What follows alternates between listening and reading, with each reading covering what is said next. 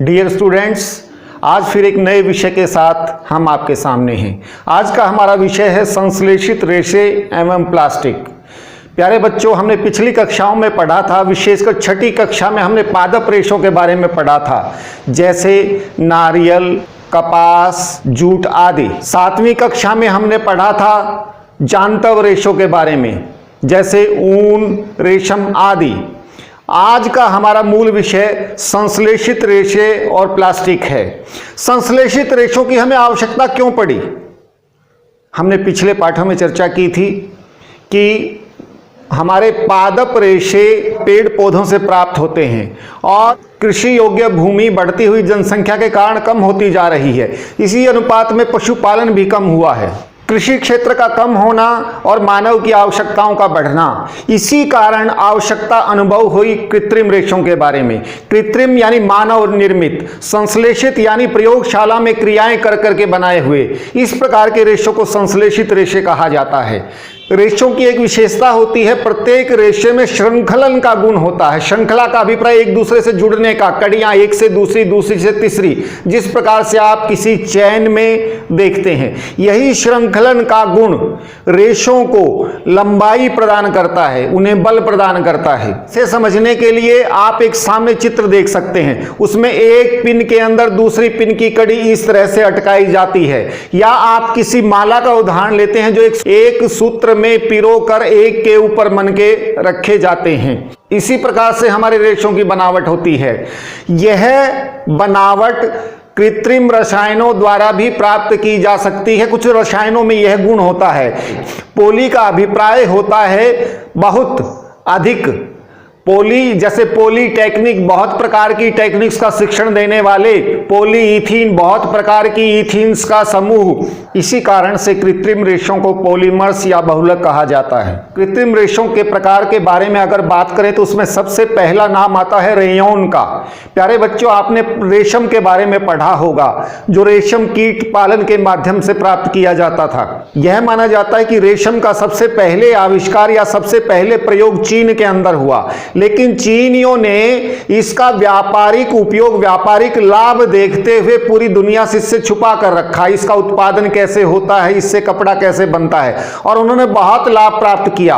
पूरी दुनिया को इसके बारे में बाद में पता चला। रेशम के अंदर चमक बहुत अच्छी होती है। रेशम के अंदर टेक्सचर यानी कि उनके अंदर छपाई बहुत स्पष्ट आती है, जिस कारण इनकी बहुत अधिक मांग रहती है। और इसके बारे में 19वीं शताब्दी के अंत में रासायनिक प्रयोगों द्वारा इसका विकल्प प्राप्त किया गया। उसे रेयॉन का नाम दिया गया। यह रेयॉन पूर्णतः प्राकृतिक तो नहीं कहा जाता, लेकिन इसके अंदर रेशे का प्रयोग न होकर के काठ की लुगदी का प्रयोग होता है, और उस काठ की लुगदी से कुछ रसायनों की अभिक्रियाएं करके रेयॉन की प्राप्ति होती है।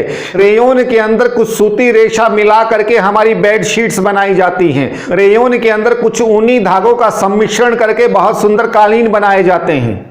नायलॉन एक दूसरा मानव निर्मित रेशा या धागा है। नायलॉन का आविष्कार 1931 में हुआ। वैज्ञानिकों ने कोयला, हवा, पानी के साथ कुछ रासायनिक अभिक्रियाएं करके इसे बनाने में सफलता प्राप्त की। नायलॉन बहुत लचीला होता है। नायलॉन का रेशा बहुत हल्का होता है। नायलॉन का रेशा अन्य रेशों की अपेक्षा बहुत मजबूत होता है। इसकी मजबूती को जांचने के लिए आप भी एक क्रियाकलाप कर सकते हैं। आप समान लंबाई के, समान मोटाई के कुछ धागे लीजिए और उनको एक क्लैंप में पकड़कर या किसी कील के अंदर बांध करके लटकाइए। प्रत्येक धागे के साथ एक निश्चित वजन के भार के बाट या पत्थर लटकाइए, तो आप देखेंगे कि निश्चित भार के पश्चात प्रत्येक धागा टूटता रहता है और सबसे अधिक भार वहन करने की क्षमता नायलॉन में होती है। यही कारण है जहां मजबूती की आवश्यकता हो। जैसे पर्वतारोही जब पर्वत पर चढ़ते हैं तो वहां वो नायलॉन के रस्सों का इस्तेमाल करते हैं। पैराशूट से जब छलांग लगाते हैं विमान यात्री या सैनिक, तब पैराशूट की रस्सियों में नायलॉन का प्रयोग किया जाता है। बहुत तेज आंधी वाले स्थानों पर टेंट को गाड़ने के लिए, टेंट को बांधने के लिए नायलॉन की रस्सियों का प्रयोग किया जाता है। इसके अतिरिक्त हमारे टूथब्रश, स्लीपिंग बैग्स, बैग्स, कारों की सीट के पट्टे, जहां भी मजबूती की आवश्यकता हो वहां हम नायलॉन के रेशों का प्रयोग करते हैं। संश्लेषित रेशों में तीसरा नाम आता है पॉलिस्टर या एक्रिलिक। पॉलिस्टर एक अन्य प्रकार का रेशा है। इस रेशे से बने कपड़े बहुत नरम होते हैं, इनमें सलवटें नहीं पड़ती, बहुत चमकदार होते हैं, इन्हें विविध रंगों में रंगा जा सकता है। इसी कारण पॉलिस्टर के कपड़ों का बहुत अधिक प्रयोग है। टेरिलीन भी इसी प्रकार का एक पॉलिस्टर है। पीईटी, पेट भी एक विशेष प्रकार का पॉलिस्टर है जिससे हमारी पारदर्शी या रंगीन बोतलें, बर्तन बनाए जाते हैं।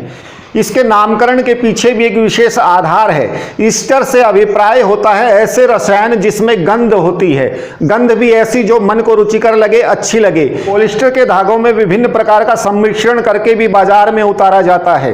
पॉलीकॉट, इसके अंदर पॉलिस्टर और कॉटन का यानी कि सूती रेशे का मिश्रण किया जाता है।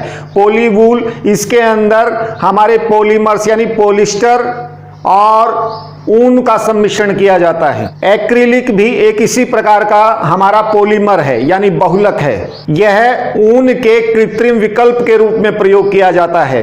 पशुओं से प्राप्त ऊन एक सीमा तक बाधित होने के कारण एक्रेलिक का आविष्कार किया गया और बाजार में सामान्यतः एक्रेलिक वूल के कपड़े बहुत कम कीमत पर और बहुत सुलभ होते हैं।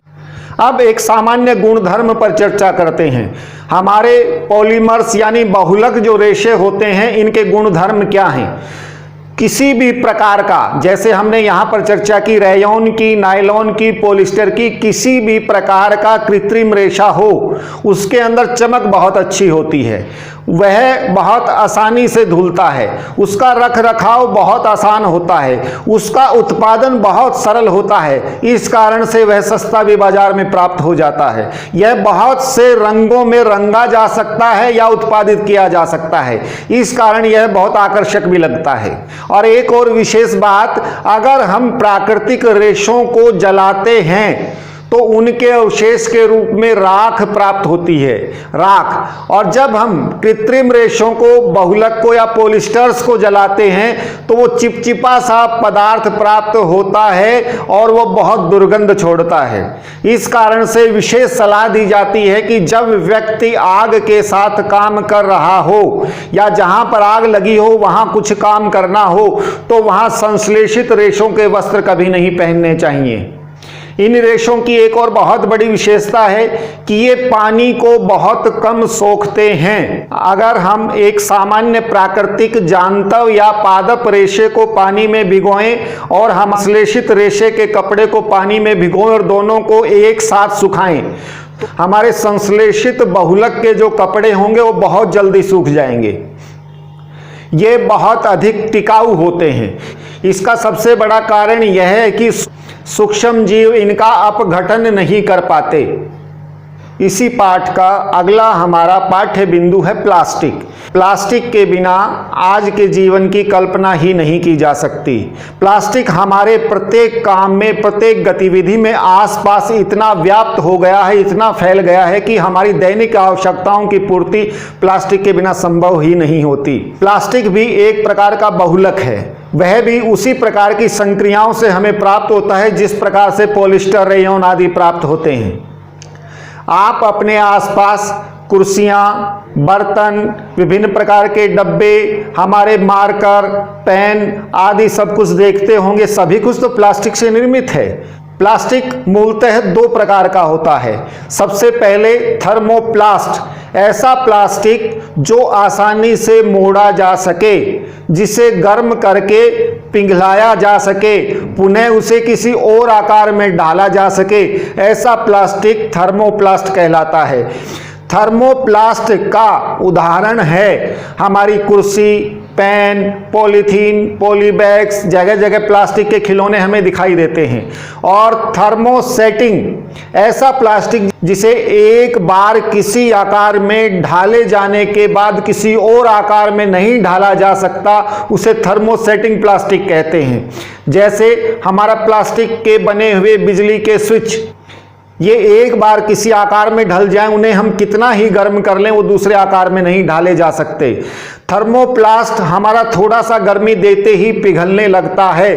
थर्मोसेटिंग प्लास्टिक का हमारा तापमान गलनांक 4 से 5000 डिग्री सेल्सियस तक होता है और दोबारा उसे ढाला नहीं जा सकता या बहुत अधिक महंगा पड़ता है, क्योंकि बिजली के जो उपकरण होते हैं वहां बहुत अधिक विद्युत धारा का प्रवाह होता है, वहां गर्मी होने की संभावना होती है। इसलिए हमारे बिजली के स्विच होल्डर्स, बल्ब आदि थर्मोसेटिंग प्लास्टिक के बनाए जाते हैं। प्लास्टिक हमारे जीवन में इतना क्यों फैल बढ़ गया है, इसका एक विशेष कारण है। प्लास्टिक के कुछ गुण धर्म हैं जिसके कारण से यह इतना अपनाया जाता है। खाद्य पदार्थों को रखने के लिए प्लास्टिक के बर्तन सबसे अधिक उपयुक्त होते हैं। नंबर 1 तो सबसे पहले ये बहुत हल्के होते हैं। दूसरा, ये अलग अलग रंगों में ढाले जा सकते हैं। मान लीजिए टीन के लोहे के डब्बे लेंगे तो उनका एक ही रंग मिलता है, एल्यूमिनियम के लेंगे तो एक ही रंग मिलता है, लेकिन प्लास्टिक को काले, नीले, हरे, पीले किसी भी रंग में आप ढाल सकते हैं। वो पारदर्शी भी बनाया जा सकता है। इस कारण से प्लास्टिक का खाद्य पदार्थों के अंदर बहुत अधिक उपयोग किया जाता है। और एक चौथी सबसे बड़ी विशेषता, यह खाद्य पदार्थों के साथ क्रिया नहीं करता है, जिसके कारण यह बहुत उपयोग में लाया जाता है। इसे मनचाहे आकारों में सरलता से ढाला जा सकता है। प्लास्टिक का विद्युत उपकरणों में प्रयोग का सबसे बड़ा कारण यह भी है कि वह विद्युत का कुचालक है। यदि हम विद्युत यंत्रों के अंदर प्लास्टिक के आवरण या कवर लगाते हैं तो करंट लगने की संभावना नहीं रहती, इसलिए उनके अंदर प्लास्टिक का प्रयोग बहुत किया जाता है।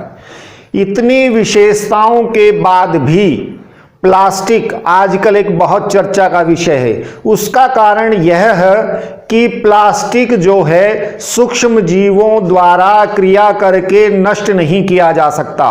बहुत अधिक उपयोग के बाद, अगर अनुपयोगी होने के बाद, खराब होने के बाद प्लास्टिक को हम फेंकते हैं तो उसका अपघटन संभव नहीं हो पाता। इस कारण से वह कचरा फैलाता है।